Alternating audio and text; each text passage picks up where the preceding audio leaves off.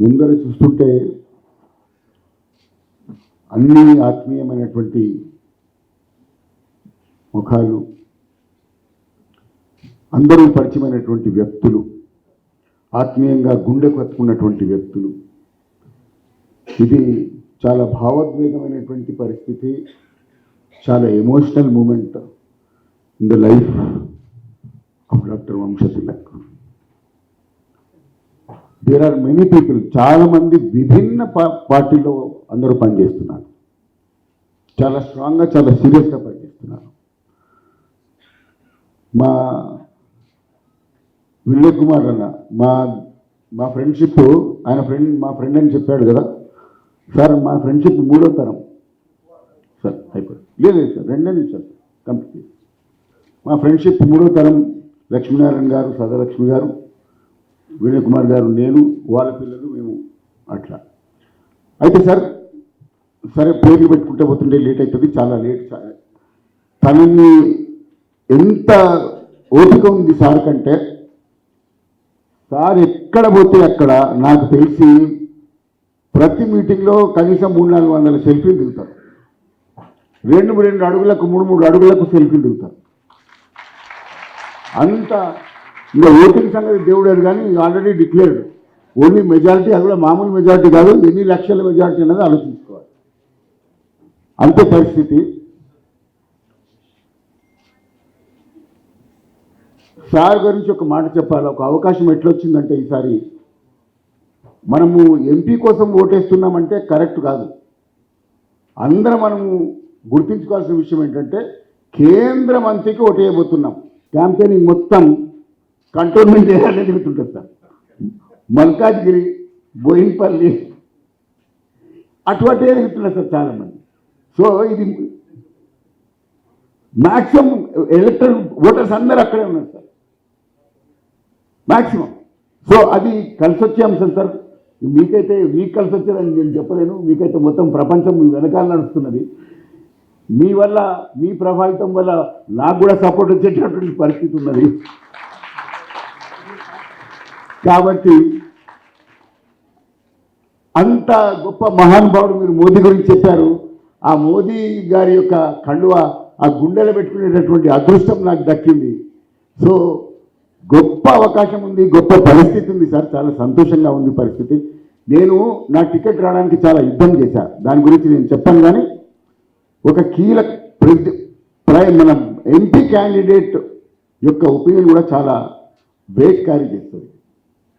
బిగినింగ్లో నేను ఎవరి పేరు చెప్పను అని చెప్పినా కూడా నాకు చాలా స్పష్టంగా తెలుసు, కీలకమైనటువంటి సందర్భంలో లేదు, నాకు వంశతిలక్ గారే కావాలని నన్ను ఆశీర్వదించింది శ్రీ ఈటల రాజేంద్ర గారు. నేను మర్చిపోను.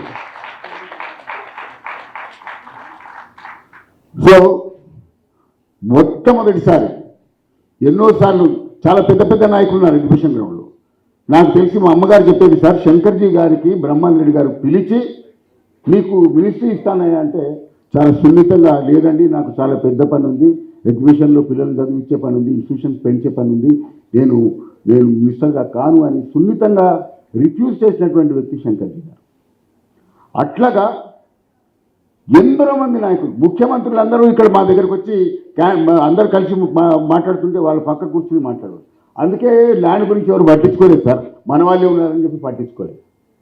సో అంత గొప్ప సంస్థల నుంచి, అటువంటి గోల్డెన్ పీరియడ్ నుంచి ప్రతిసారి ఇంతకుముందు చెప్తున్నట్టు అందరి నాయకులు చెప్తున్నట్టు సందర్భంగా ఇప్పుడు మొట్టమొదటిసారి ఎగ్జిబిషన్ సొసైటీ నుంచి ఒక నాయకుడికి అవకాశం దొరికింది. కాబట్టి మీరందరి ఆశీర్వాదం నేను కోరుకుంటున్నా. అయితే ఒకటే విషయం నేను మాట్లాడి ముగిస్తాను. నా పరంగా కూడా నేను చెప్పుకోవాల్సిన అవసరం ఉంది. కాబట్టి ఎగ్జిబిషన్ సొసైటీకి వచ్చినటువంటి సువర్ణ అవకాశం, ప్రతిసారి మనం ఇతరుల మీద ఆధారపడి ఒక ఎగ్జిబిషన్ వాయిస్ అరువు తెచ్చుకున్నటువంటి పరిస్థితి పెద్దలు కూడా చెప్పారు. కానీ ఈసారి దైవ నిర్ణయం, మా తల్లిదండ్రుల ఆశీర్వాదం, పెద్దల ఆశీర్వాదం, ఎగ్జిబిషన్ సొసైటీ నేను నా దాంట్లో రాసుకున్నా, నా ఏమంటారు దాన్ని, సీవీలో కానీ లేకపోతే బయోడేటాలో రాసుకున్నా. I'm member of so and so exhibition society organisation, లేకపోతే ఎకనామిక్ కమిటీ, లేకపోతే ఓజీ అని చెప్పేసి అవన్నీ కలిసి వచ్చినటువంటి అంశాలు. So I will be the voice of exhibition society on the floor of legislative assembly of Telangana. మనం ఎన్ని తంటాలు పడుతున్నామో పబ్లిక్ రిలేషన్స్ కోసం మనకందరికీ తెలుసు. ఆఫీసర్ల చుట్టూ కానీ, లేకపోతే ఇంకొకరి చుట్టూ కానీ, వాళ్ళందరూ ఎగ్జిబిషన్ సొసైటీ, నేను ప్రతి చోట చెప్తాను సార్, నిస్వార్థంగా పనిచేసేటటువంటి ఆర్గనైజేషన్లో మొట్టమొదటిది తలమానికమైనటువంటిది హైదరాబాద్ కా షాన్ ఎగ్జిబిషన్ సొసైటీ ఎకనామిక్ కమిటీ ఓజీ. అటువంటి దాని మీద అవాకులు చెవాకులు చెప్పి వాళ్ళకేదో రావాల్సింది రాకుండా చేస్తున్నటువంటి క్రమంలో మమ్మల్ని పట్టించుకుంటలేరని చెప్పేసి, మమ్మల్ని మస్కా కొడతలేరని చెప్పేసి ఆఫీసర్లలో కానీ, లేకపోతే నాయకుల్లో కానీ చెవులో జోరిగ్గా చెప్పి ఎగ్జిబిషన్ గురించి బ్యాక్ చేసేటటువంటి చాలా సందర్భాలు ఉన్నాయి. దాన్ని మొత్తం నెగిటివ్ చేసి మళ్ళీ ఎగ్జిబిషన్ సొసైటీకి నేను మీ వాయిస్ అని నిలబడతాను, మీ పిఆర్ ఇంకా నా ద్వారా పిఆర్ అయ్యేటటువంటి పరిస్థితి తీసుకొస్తాను. అది ఒక గొప్ప నాయకులు కూడా ఉన్నారు కాబట్టి అంతకంటే ఎక్కువ చెప్పను, చాలా చెప్పడం జరిగింది. టైం కూడా అయిపోతుంది, పిల్లలు కూడా ఎవరు తినకుండా ఉన్నారు కాబట్టి ఖచ్చితంగా దయచేసి రాగానే ఎవరు ఎమ్మెల్యే అని మళ్ళీ నా పేరు మళ్ళా సురేందర్ రెడ్డి మళ్ళీ నన్ను పరిచయం చేసుకొని ఇవన్నీ సార్ నాకేం కొమ్ములు రాలేదు. నేను మళ్ళీ ఇక్కడనే ఉంటా, దయచేసి నన్ను దూరం చేయకండి please. Exhibition society MLA ticket ఎంత ఇంపార్టెంటో ఎగ్జిబిషన్ సెక్రటరీ కావడం కూడా అంతే ఇంపార్టెంట్ అని మీరు పక్కకు పెట్టుకుంటే దయచేసి మళ్ళీ దానికి పక్కకు పెట్టగలరు. So I hold exhibition society in a very high esteem position. ప్రతి చోటనే ఆర్ఎస్ఎస్లో పనిచేస్తున్నప్పుడు చెప్తా సార్, చాలా నిస్వార్థంగా పనిచేసేటువంటి ఆర్గనైజేషన్ ఇంకొకటి ఉంది ఎగ్జిబిషన్ సొసైటీ.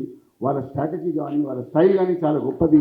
సబ్ కమిటీ చేస్తారు, నిస్వార్థంగా పనిచేస్తారు, వాళ్ళు చాలా గొప్పటి ఆర్గనైజేషన్ అని చెప్పేసి మీ గొంతుగా కావడానికి, మీ యొక్క పరువు నిలబడడానికి, మీ పరువు ప్రతిష్టలను పతాక స్థాయికి తీసుకుపోవడానికి అహర్నిశలు కృషి చేస్తానని చెప్పేసి, శక్తి వంచన లేకుండా కృషి చేస్తానని చెప్పేసి, కంట్రోల్మెంట్కి ఎంత నిబద్ధతతో నేను పనిచేయగలుగుతానో అంతే నిబద్ధతతో ఈ 3 exhibition society, economic city, OG ఆర్గనైజేషన్కు పనిచేస్తానని చెప్పేసి మీ ప్రతి ఒక్కరి ఆశీర్వాదం, మీ ప్రతి ఒక్కరి ఓటు, మీ ప్రతి ఒక్కరి సపోర్టు నాకు అవసరం. మరి ఈటెల గారు అయితే సరే దాటిపోయిన ఆ స్టేజ్, కానీ మరి నన్ను మాత్రం దయచేసి మర్చిపోకండి. ఖచ్చితంగా అందరూ మీకున్నటువంటి బంధువులు, ఫ్రెండ్స్, ఫ్యామిలీ, చుట్టాలు, పరిచయస్తులు అందరికీ కూడా చెప్పి నా గెలిపే ఎగ్జిబిషన్ సొసైటీ గెలుపు కాబట్టి మీరందరూ దయచేసి నన్ను సపోర్ట్ చేయాలని చెప్పి మిమ్మల్ని అందరినీ వేడుకుంటూ విన్నవించుకుంటూ నమస్కారం.